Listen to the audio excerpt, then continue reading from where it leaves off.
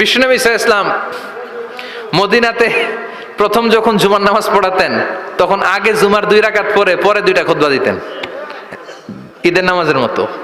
ঈদের নামাজে আগে কি 2 রাকাত, পরে খুতবা।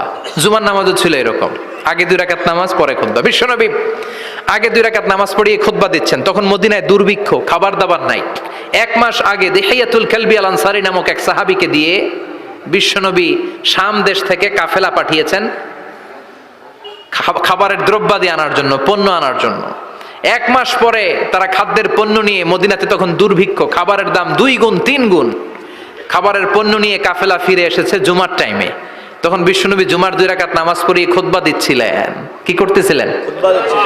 আর তখন নিয়ম ছিল, কোন শহরে কাফেলা ঢুকলে তারা তবলা বাজাতো, ঢোল বাজিয়ে দিত, ঢোলের আওয়াজ সবাই শুনে ওইখানে জড়ো হতো।